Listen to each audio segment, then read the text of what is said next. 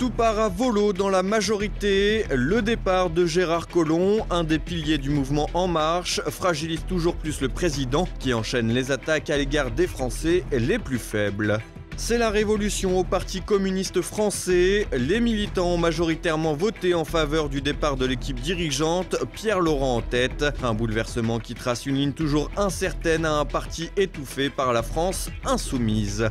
Le candidat populiste de droite, Jair Bolsonaro, arrive largement en tête du premier tour de l'élection présidentielle brésilienne, un camouflet pour les partisans de l'ancien président Lula et de la gauche en général. Madame, Monsieur, bonsoir. Faible avec les forts et fort avec les faibles, Emmanuel Macron n'en finit plus d'incarner la superclasse mondiale et enchaîne les attaques à l'égard des Français les plus vulnérables. Une attitude négative qui s'ajoute à d'autres difficultés plus politiques. Il va falloir arrêter les conneries. Brigitte Macron a visiblement bien résumé les enjeux à son président de mari. En effet, selon un membre de la sécurité présidentielle, la première dame a volé dans les plumes d'Emmanuel Macron après un enchaînement de catastrophes visiblement inarrêtables. Il faut dire que depuis l'étrange affaire Benalla, le président est au creux de la vague. Le départ de Gérard Collomb n'en est que l'ultime stigmate. En effet, l'ancien et futur maire de Lyon était l'un des premiers soutiens de poids d'Emmanuel Macron. Il faisait partie de ceux qui poussaient le genou de la finance à se présenter à la présidentielle sans tenir compte de François Hollande ni de la primaire de gauche. Sa fidélité avait d'ailleurs été récompensée par la place Beauvau, un cadeau empoisonné au point que Collomb a préféré rendre les armes tout en témoignant dans la coulisse tout le mal qu'il pensait de son ancien poulain. Le départ de l'aîné de l'exécutif a d'ailleurs été clair puisque Collomb a tout simplement alerté Édouard Philippe sur une situation sécuritaire des plus inquiétantes lors de la passation de pouvoir. La situation est très dégradée. Parce que oui, aujourd'hui, c'est plutôt la loi du plus fort qui s'impose, des narcotrafiquants, des islamistes radicaux, qui a pris la place de la République. Une République qui aura du mal à reprendre du poil de la bête avec un président prompt à s'afficher tout sourire aux côtés de délinquants dépoitraillés. Car plus le mandat avance, plus le jeu est brouillé. En effet, à chaque fois qu'Emmanuel Macron va à la rencontre des Français, il ne rate jamais une occasion de les humilier. Tantôt depuis l'étranger, tantôt en face à face. Dernière sortie en date avec les retraités, le président, voulant citer le général de Gaulle, leur a expliqué qu'il devait arrêter de se plaindre. Il faut dire que le président n'est pas tendre avec les seniors, qu'il a considérablement tapé au porte-monnaie avec l'augmentation de la CSG et la fin de l'indexation des retraites. De quoi prolonger la rentrée difficile d'Emmanuel Macron pour qui le remaniement sera une occasion de redorer son blason. Mais au vu de sa marge de manœuvre, rien n'est moins sûr. Le PCF fait le ménage. Pierre Laurent et son équipe a été touchés par la vague dégagiste. Pour autant, malgré cette volonté de renouveau dans les cadres, les militants communistes peinent à s'entendre sur les orientations politiques du parti. Des hésitations qui pourraient achever un parti déjà bien moribond, le tout au profit de Jean-Luc Mélenchon. C'était la lutte finale pour Pierre Laurent. Les militants du PCF viennent d'entériner sa mise au placard définitive après un long moment dans le creux de la vague. L'objectif des 38 000 votants était visiblement en premier lieu de donner un coup de ripolin à la direction du parti. C'est Fabien Roussel, figure bien connue du parti dans le Nord, qui pourrait prendre la place de Pierre Laurent. Ce dernier avait en effet perdu l'essentiel de ses soutiens ces derniers temps, comme en témoigne cette vidéo amateur d'Emmanuel Dangtran, membre du Conseil national du PCF. Chers camarades, nous nous plions à cet exercice de cette vidéo, bien qu'il ne soit pas au niveau du débat démocratique dans le parti que nous souhaitons. D'ailleurs, la direction du parti a refusé l'envoi national à chaque adhérent des textes sur lesquels ils sont appelés à voter. Notre texte pour le Congrès, reconstruire le parti de classe, priorité au rassemblement dans les luttes, est un appel à un vrai Congrès extraordinaire. Car celui-ci ne le sera pas. Il est globalement bouclé par les groupes dirigeants en faillite, malgré le désaveu électoral cinglant qu'ils ont enregistré en juin 2017, le plus mauvais score de toute l'histoire du PCF. Pas de quoi donner un nouveau souffle, car si pour couper des têtes, les communistes sont parvenus à se mettre d'accord, il semble que pour décider de la ligne directrice, les choses soient plus compliquées. Alors que le manifeste de la direction sortante ne s'est pas imposé en ne recueillant que 37% des votes, le texte d'André Chassaigne, député du Puy-de-Dôme, a rassemblé 42% des suffrages. Autrement dit, aucune majorité claire ne peut se distinguer, et avec cette absence d'engouement, aucune ligne claire ne se détache pour emmener le parti dans une véritable direction. Autre conclusion essentielle à tirer des suffrages, le rapprochement avec la France insoumise de Jean-Luc Mélenchon a à peine rassemblé 12%, un vrai camouflet au relent de vengeance. En réalité, les camarades communistes avaient deux cibles en ligne de mire, la direction sortante, responsable d'échecs en cascade, et Jean-Luc Mélenchon qui aura largement apporté sa pierre à l'édifice de la déconfiture communiste.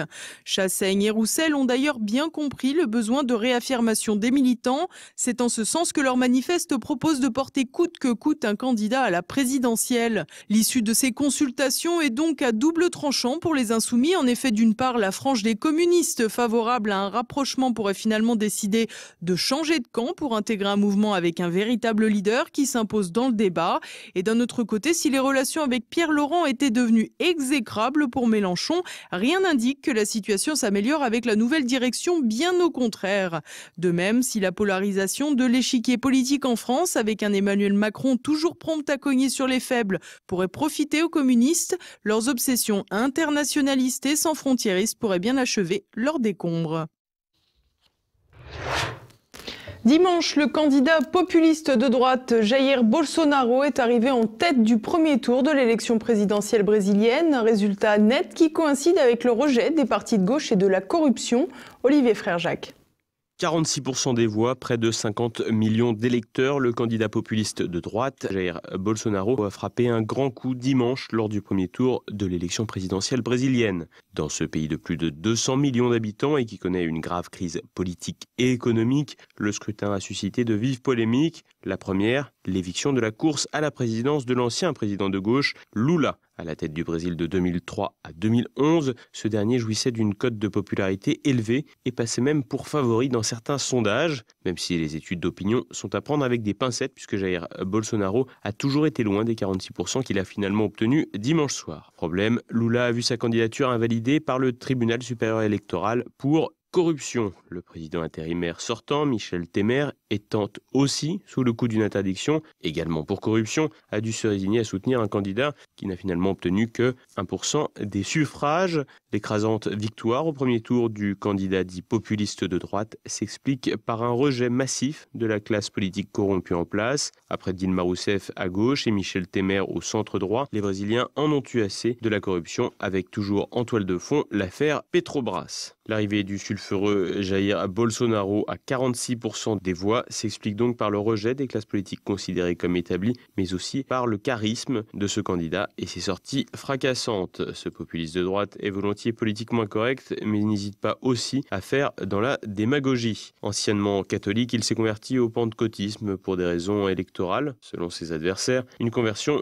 qui lui a permis d'avoir le soutien de personnalités comme le footballeur Ronaldinho. Adepte des phrases choc, notamment sur la jante féminine, il est ce que l'on pourrait appeler un communicant un peu bourrin à la Trump. Économiquement libéral, il n'a cependant pas une grande expérience des affaires puisqu'il est un apparatchik. Il n'est pas non plus très rassurant en matière d'écologie, à l'instar de son prédécesseur Michel Temer, qui fut à l'origine de l'abrogation du statut de réserve naturelle d'une partie de la forêt amazonienne. Jair Bolsonaro, lui, est un fervent défenseur des pesticides. Au niveau international, il est favorable à un rapprochement avec les États-Unis et est un défenseur d'Israël. Un profil compatible donc avec Donald Trump. Pas franchement brillant mais bon communicant, il aura su tirer profit d'un coup de couteau reçu début septembre par un fou pour éviter le débat télévisé et se donner une image de quasi-martyr. Face à lui, le candidat de gauche du Parti démocratique travailliste a obtenu seulement 12,5% des suffrages, quand son adversaire pour le second tour, Fernando Haddad, a lui atteint près de 30%,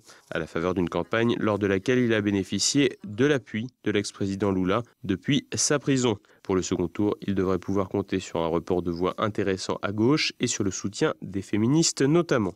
Reste que Bolsonaro a tout de même une belle avance et pourrait aussi compter sur un report de voix de certains petits candidats qu'il ne sera pas difficile de convaincre à rallier. À noter que l'enjeu du scrutin de dimanche résidait aussi dans les autres élections du jour avec le renouvellement parlementaire, un tiers des 81 sénateurs et les 513 députés, ainsi que les élections des gouverneurs d'État. Des résultats pour lesquels il faudra encore attendre un peu, mais qui seront déterminants pour savoir dans quelle mesure le paysage politique sera renouvelé. Pour le second tour de l'élection présidentielle, rendez-vous le 28 octobre prochain.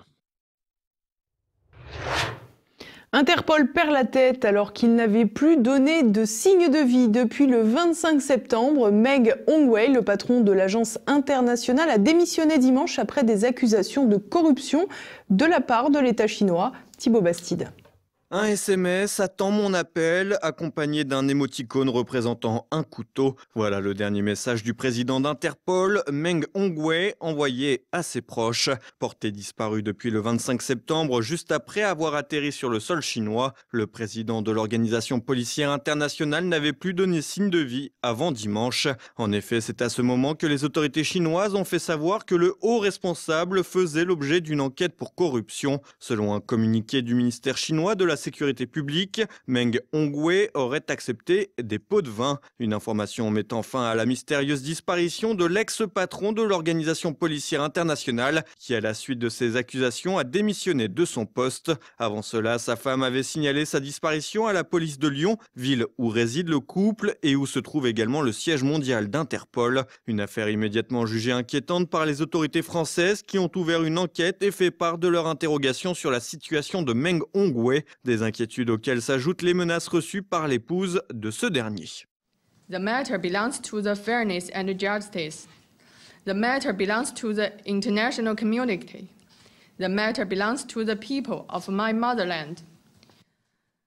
Il faut dire que la nature du dernier message envoyé par le patron d'Interpol avait de quoi interpeller. Si les autorités chinoises sont restées dans un premier temps silencieuses, le communiqué n'en est pas pour autant rassurant. Cette accusation pourrait servir tout simplement de trompe-l'œil. Ce type de disparition est en effet devenu relativement courant depuis l'élection de Xi Jinping, vent debout contre la corruption, un combat que d'aucuns perçoivent comme une purge des factions concurrentes. Une explication plausible à la disparition de Meng Hongwei, ce dernier ayant fait son ascension dans le sillage de Zhu Yongkang, considéré comme le tsar de l'appareil sécuritaire et dont le réseau a été l'une des principales cibles de la campagne de Xi Jinping. D'ailleurs, la nomination en 2016 de Meng Hongwei à la tête d'Interpol, une première pour un Chinois, avait été largement critiquée alors que la Chine a longtemps été accusée d'utiliser Interpol pour arrêter des dissidents et des réfugiés à l'étranger. Cependant, les États membres de l'organisation policière avaient considéré qu'il était difficile de refuser à un pays de l'importance de la Chine un haut poste dans une grande institution internationale. Si cette affaire ne manque pas de mystère, elle pourrait coûter cher à la Chine alors que le pays tente d'adoucir son image dans le monde et aux organisations internationales qui réfléchiront peut-être à 2 fois avant d'élire à nouveau un patron chinois. Et à présent, c'est le moment de passer à l'actualité en bref avec Frère Jacques, pardon.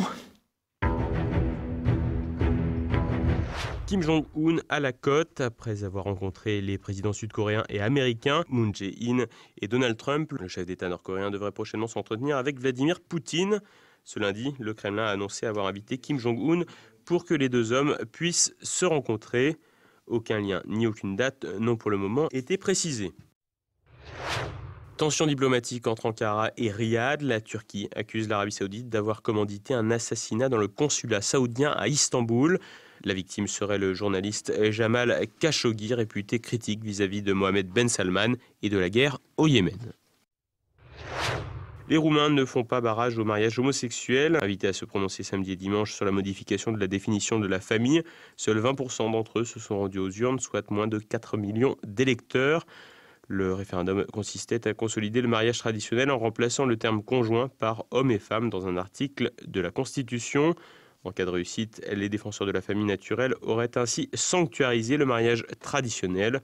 Organisé par le gouvernement à l'initiative d'associations conservatrices et orthodoxes, ce référendum est donc un échec puisqu'il aurait fallu 30% de participation pour valider la démarche. 1 million d'euros pour des prunes, c'est ce qu'un malheureux acheteur aura déboursé pour une œuvre de l'artiste contemporain Banksy. À peine le dessin adjugé par la prestigieuse salle des ventes Sotheby's De petits bips persistants se sont fait entendre jusqu'à ce que l'on aperçoive la coûteuse toile descendre de son cadre pour ressortir découpée en fines lamelles. Une broyeuse à papier avait visiblement été dissimulée dans le cadre par l'artiste. Simanski a commenté sa performance en direct sur les réseaux sociaux. La maison d'enchères a affirmé être en train de trouver un arrangement avec l'acheteur. Mauvais karma dimanche soir alors que 2 individus ont agressé un homme quai de l'Oise au bord du canal de l'Ourcq dans le 19e arrondissement de Paris. Voulant se défendre, l'homme a écarté un de ses agresseurs qui est finalement tombé dans l'eau. Alors que le deuxième a pris la fuite, la victime, par rancunière, a sauté à l'eau pour repêcher son voleur. Pour autant, il était trop tard. L'individu d'une 30aine d'années était déjà mort, sans doute par noyade. Une enquête est en cours pour déterminer l'exacte circonstance du décès et si l'individu était alcoolisé. Et voilà, on approche déjà de la fin de cette édition. Dans un instant, découvrez notre Zoom du jour. Christophe Carichon, historien et ancien auditeur de l'Institut des hautes études de la défense nationale, l'IHEDN, vient présenter son ouvrage sur Arnaud Beltrame, le gendarme tué en héros lors de l'attentat de Trèbes. Cela dit, Arnaud va chercher dans la franc-maçonnerie. Alors là, la franc-maçonnerie est assez présente en gendarmerie, en police, on le sait. Mais il va chercher dans la franc-maçonnerie, il est à la Grande Loge de France, une famille, comme il l'a trouvé dans la gendarmerie, des amis, et puis des réponses à ses questions philosophiques. C'est quelqu'un, je vous ai dit, qui est en quête spirituelle, en quête de sacré. Et il va les trouver. Il va les trouver. Et ce qui est certain, c'est qu'il n'a pas... c'est pas une question de conscience, mais connaissance en tout cas de cette incompatibilité, selon l'Église en tout cas, de l'appartenance à la maçonnerie et à l'Église. Mais selon les francs-maçons, on peut avoir cette double appartenance. Ce soir, vous avez également rendez-vous avec Politique Éco. Pierre Bergerot reçoit Valérie Bugot pour la présentation de son ouvrage « La nouvelle entreprise ». Et puis tout de suite, une nouvelle chronique de la France de Campagnol avec Christian Combaz. C'est à présent le moment de se quitter. Merci pour votre fidélité. À demain. Bonsoir.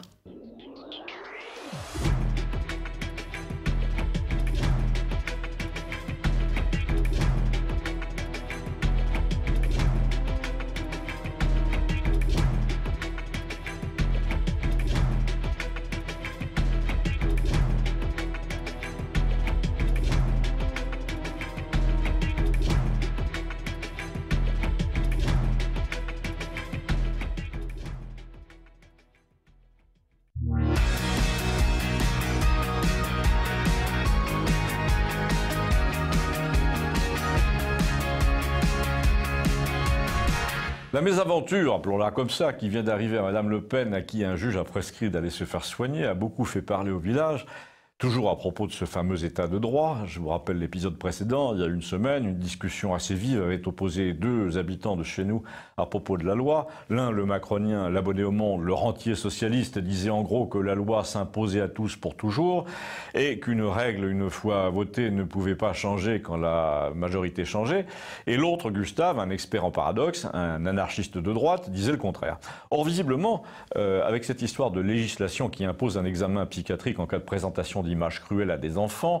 Le texte a été voté à des années-lumière avant Internet, à une époque où sans doute le législateur pensait aux pères de famille qui laissaient voir Massacre à la tronçonneuse à des enfants de 6 ans sur son magnétoscope Betacam. Mais un juge a trouvé à la fois juridiquement inattaquable et moralement justifiable d'infliger cette mascarade de l'examen psychiatrique à une femme qui a séduit un quart des Français aux élections. Donc on va laisser tomber le juridiquement inattaquable, puisqu'apparemment c'est le cas, pour s'intéresser au moralement justifiable. Et là, on comprend qu'en fait, le juge en question est dans le rôle du type qui exprime une philosophie globale de la société nouvelle, celle qu'on veut nous fourguer, et qu'on pourrait résumer ainsi: les gens qui ne font pas comme on le leur dit, qui ne pensent pas comme nous, ne peuvent pas avoir raison, puisque nous sommes seuls à avoir raison.